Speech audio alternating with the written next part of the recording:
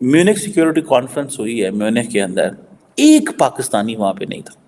India के think tanks, India के media, India का फॉरेन ऑफिस, उनकी लीडरशिप वहाँ पे मौजूद थी। Something which my Estonian colleague said.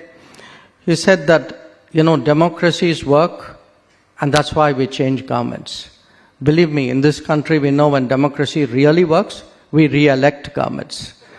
So I want to promise our European colleagues that there will be stability, there will be continuity, there will be more vision. लेकिन जिस तरीके से doctor Jaishankar ने भारत को डिफेंड करा, दोस्तों, ये अपने आप में ये पीएचडी है, पीएचडी। जयशंकर जी तो अभी जो वर्ल्ड में जितने भी बड़े जियोपॉलिटिकल या फॉरेन पॉलिसी में, डिप्लोमेसी में जो माने जाते हैं, उसमें वो टॉप करते हैं, उसमें तो कोई डाउट ही नहीं है। इंडिया के अंदर आए रोज, कभी ग्रीस, आज देखिए ग्रीस के प्राइम मिनिस्टर आए हुए हैं वहाँ पे, ठीक है जी। डॉक्टर जयशंकर के दिमाग में से बैठ जाए, डॉक्टर जयशंकर के दिमाग में आप घुस जाए फॉर एग्जांपल, और वहाँ पर घुस के सोचे कि डॉक्टर जयशंकर क्या एडवाइस कर रहा है प्राइम मिनिस्टर मोदी को।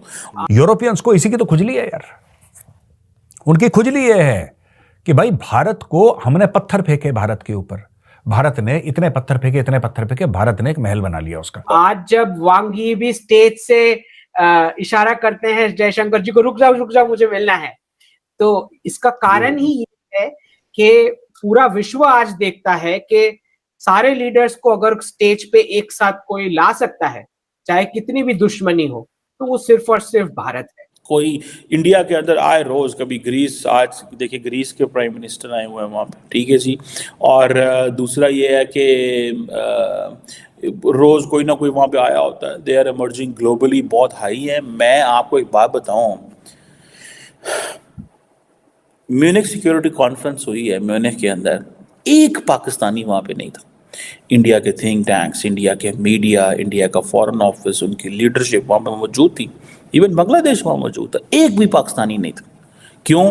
हम घर में लड़ाइयाँ कर रहे हैं, असी करो एक दूसरे नाल, जो हम कहते हैं ना कि वो दस्तो गिरेबान है एक दूसरे के साथ। That's what we are doing.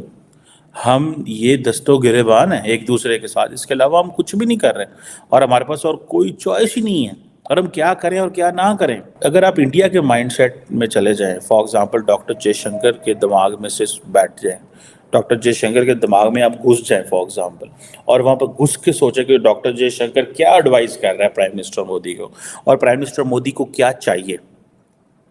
Doctor Jaishankar जो है ना, वो वही एडवाइस कर रहा है जो नरेंद्र मोदी एक तो जाहिर बात है चाहते हैं, दूसरा उनके पॉलिटिकल इंटरेस्ट में है, तीसरा उनके इंटरनेशनल इंटरेस्ट में है, चौथा रीजनली वो जो एक चाहते हैं कि पाकिस्तान को पूरी गेम से बाहर रखो। आप देखिए, हमारी कैपेसिटी नहीं है बायलैटरली श्रीलंका, मालदीव्स, भूटान, नेपाल से डील करने की, क्योंकि we can't give them anything. India उनका नेबर है, इंडिया इज टू बिग, उनका प्राइवेट सेक्टर इतना बड़ा है कि they can give so much to all this country. हम बायलैटरली इनको कुछ नहीं दे सकते। इंडिया ने ऑर्गेनाइजेशनली या मल्टीलैटरली हमें आउट कर दिया, ठीक है, और वो आउट उन्होंने जाहिर बात है सार्क को डिसफंक्शनल करके किया, और हमारे अंदर इतनी हिम्मत नहीं है कि हम कोई एक ऑल्टरनेट प्लेटफॉर्म बना सकें। We can't make a platform, कोई प्लेटफॉर्म हम नहीं बना सकते, वी कांट डू इट। ये हमारे पास ऐसी कोई चॉइस ही नहीं है, ठीक है ना जी। तो डॉक्टर जयशंकर के दिमाग में यही है, वो जो उन्होंने बिलावल भुट्टो जरदारी साहब को एससीओ के कॉन्फ्रेंस में कहा था, he is a spokesman of the terror factory, I think इस तरह का वर्ड उन्होंने यूज़ किया था। ये है उनकी सोच। नमस्कार दोस्तों, हाल ही में फॉरेन मिनिस्टर ऑफ भारत जो हैं, उनकी एक वीडियो सामने आई है देखने के लिए, सोशल मीडिया पे काफ़ी वायरल हो रही है, जिसमें वो बता रहे हैं कि भारत में डेमोक्रेसी कितना अच्छा से काम करता है, डेमोक्रेसी वर्क कर रहा है, जिसपे पीएम मोदी की भी उन्होंने तारीफ़ की कि जहाँ दूसरे पड़ोसी देश जो है भारत के, पाकिस्तान, मालदीव्स कंगाल हो चुके हैं, वो अपनी जो देश हो उसको सही से नहीं चला पा रहे हैं, वही पीएम मोदी भारत को देख रहे हैं और साथ ही अब कश्मीर को जो है वो असल जन्नत बनाने में लगे हुए हैं। वहाँ पे जो है ग्रोथ के ऊपर ध्यान दिया जा रहा है, उसमें जो है उसको टेक्नोलॉजी में बहुत ज़्यादा आगे ले जाना चाहते हैं। वहाँ की जो यूथ है वो जो गलत चीज़ों में पड़ गए थे उनको निकाल के उनको अच्छी चीज़ों में ला रहे हैं, उनके लिए रोज़गार का वो एक ज़रिया दे रहे हैं उनको। तो उन्होंने बताया कि जो पीएम मोदी है वो बहुत ही ज़्यादा अच्छे लीडर है और जो भारत की जनता है वो डेमोक्रेसी बहुत अच्छे से काम करती है और वो फिर से एक बार पीएम मोदी को चुन सकती है। तो चलिए देखते हैं क्या रिएक्शन है इस पर पाक मीडिया का और चलते हैं पाक मीडिया की ओर। कितना बड़ा रोल है डॉक्टर जयशंकर जी का। आपने टीम की बात की तो मुझे मतलब मैं दूर बैठा हुआ शख्स हूं, लेकिन मुझे लगता है कि वो बड़े की प्लेयर है उनके टीम के। जी बिल्कुल, जयशंकर जी, पूरी टीम ही ऐसी है। इनफैक्ट हर एक मिनिस्टर का मतलब आप मानोगे नहीं, रोड मिनिस्ट्री का जो है एयर मिनिस्ट्री के साथ कंपटीशन चलता है, एयर मिनिस्ट्री का दूसरे इंफ्रास्ट्रक्चर के साथ चलता है। तो इट्स लाइक एक मोदी जी ने जो एक हेल्दी कंपटीशन करवा के जिस प्रकार के टारगेट्स दिए हैं, मैं बता रहा हूं, वो एंड पॉइंट सिलेक्ट करते हैं, वहां से वर्क बैक करते हैं कि अगर वहां पहुंचना है तो अभी अभी ये सब स्टेप्स करने पड़ेंगे। तो जिस प्रकार की उनकी इंट्रिकेट प्लानिंग होती है उसी की वजह से ये डिलीवरी हो पाती है। और जयशंकर जी तो अभी जो वर्ल्ड में जितने भी बड़े जियोपॉलिटिकल या फॉरेन पॉलिसी में डिप्लोमेसी में जो माने जाते हैं उसमें वो टॉप करते हैं, उसमें तो कोई डाउट ही नहीं है। मतलब ना चाइना, ना रशिया, ना यूएस के सेक्रेटरी ऑफ स्टेट भी उनसे कम्पीट नहीं कर सकते। ये तो आपको मानना पड़ेगा, क्योंकि भारत का एक रोल ही जोड़ने का रहा है, कभी हमने तोड़ने वाली जियोपॉलिटिक्स नहीं की।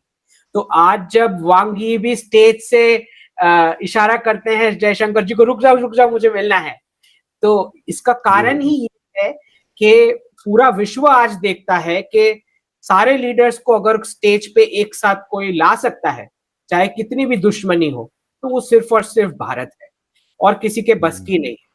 तो आप देखोगे लावरोव भी आएंगे और ब्लिंकन भी आएंगे और एक ही फोटो में जयशंकर जी के साथ खड़े भी रहेंगे। तो ये तभी पॉसिबल है कि आप एक ब्रिज बन सकते हो सबके बीच, क्योंकि कभी आपने तोड़ने वाली राजनीति करी नहीं है, आपने हमेशा जोड़ने वाली करी है। तो अगर आप जयशंकर जी को, क्योंकि बहुत सारे वेस्टर्न मीडिया तो आप जानते हो वेस्ट का इन्फ्लुएंस ज्यादा है, हर बार उनको पूछा जाता है कि आप रशियन ऑयल क्यों कैसे ले सकते हो, हाउ डू यू गो। मुझे क्लिप बड़ा वायरल हुआ था पाकिस्तान में, वैसे तो बहुत इंडिया में एक नहीं, उनको कंटिन्यूअस उनको ये क्वेश्चन आता है। जी। तो ये जो है जयशंकर जी बहुत साफ बताते हैं कि भाई हमारा लोकेशन अलग है, हमारा इकोनॉमिक स्टेटस, जो पोजीशन है पब्लिक का, जो इंफ्रास्ट्रक्चर हमें करना है, हमारे जो टारगेट्स है, आप तो डेवलप्ड कंट्रीज वहां से बोल दोगे कि नहीं लेना चाहिए, पर हमें तो प्राइसिंग भी देखना है, लोगों का जो डेली इकोनॉमिक एक्टिविटी देखना है।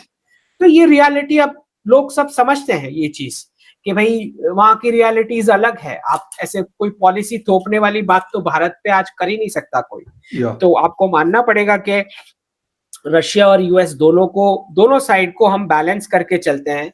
और कुछ हद तक आपको ये भी मानना पड़ेगा कि चाइनीज के भी समझ में आ गया है कि पंगा लेना यहाँ पे कोई मतलब ही नहीं, क्योंकि वहां पे फिर एलएसी पे, हाँ एलएसी पे, देखो भारत चाइना का रिलेशन सबसे बेस्ट तभी होता है जब एलएसी पे जम के इनकी कुटाई होती है। तो हमने वो स्टेटस मेंटेन करा है कि जब आप एलएसी पे बदमाशी करोगे तो बराबर से पिटोगे, जवाब मिलेगा आपको। जी बिल्कुल, वही वैसे ही उनके साथ वही जो एक टाइमिंग होता है जी तो कुटाई वाला, तब भी रिलेशन सबसे बेस्ट होता है।